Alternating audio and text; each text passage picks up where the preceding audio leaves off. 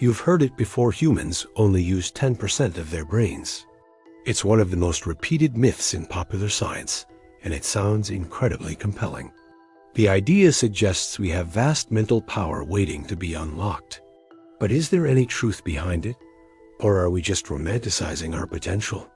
Modern neuroscience says the 10% myth is completely false. Brain scans show activity across nearly all regions, even during sleep. Different parts of the brain light up, depending on what we're doing: reading, solving math, feeling emotions, or even dreaming. So where did the myth come from? Some trace it back to misinterpretations of early neurological research or oversimplified psychology quotes. One popular theory is that William James once said we only meet a fraction of our full mental potential, and it spiraled from there. Despite being debunked, the myth lingers because it taps into a powerful idea. What if we could do more? Think more, learn faster, remember everything? Let's ask the deeper question. Not, do we use all of our brain? But what if we could consciously access all of it, every neuron, every connection? Right now, your brain has around 86 billion neurons. Each one connects to thousands of others, creating a neural network more complex than any computer. That's more connections than there are stars in the Milky Way. And it's not just the number, it's how dynamically those connections work. Your brain runs countless background tasks: breathing, balance, hunger, memory filtering, without you ever noticing. Now imagine if you could bring all of that to your conscious control. Feel your heartbeat, control digestion, remember every word you've read. At first, that sounds incredible. But realistically, it might be overwhelming. Total awareness of everything might not feel like power. It could feel like chaos. A flood of input without any filter. You'd hear every heartbeat, feel every cell, recall every pain. The brain works efficiently because it blocks out most of what's unnecessary.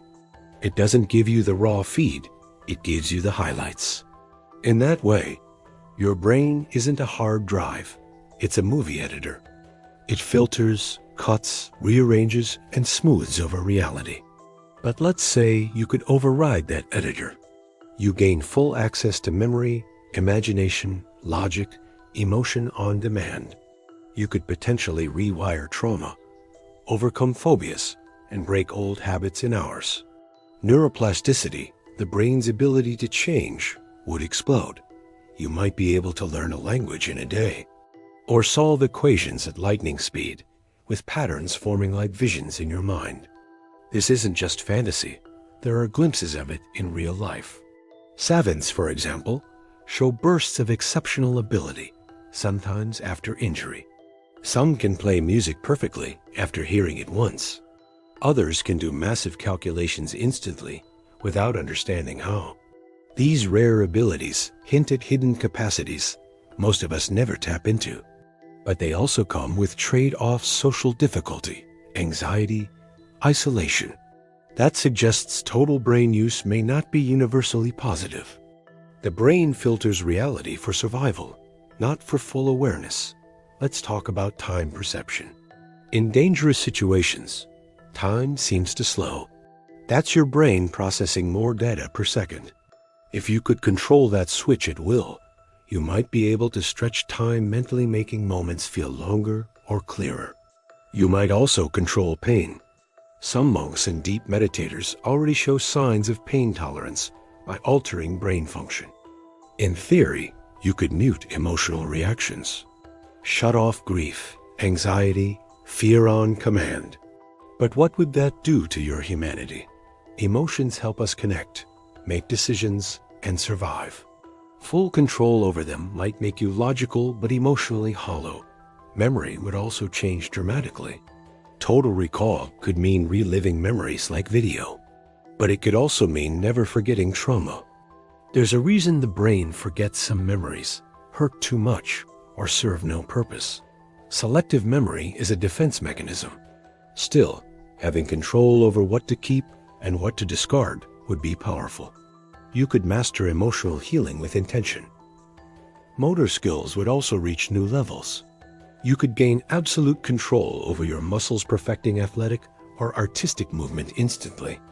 Martial artists spend decades training for this kind of precision.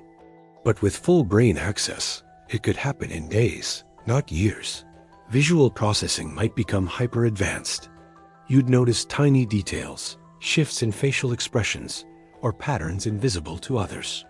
It would be like turning on ultra-high-definition reality. Every sound, color, and shape would carry more meaning than ever before.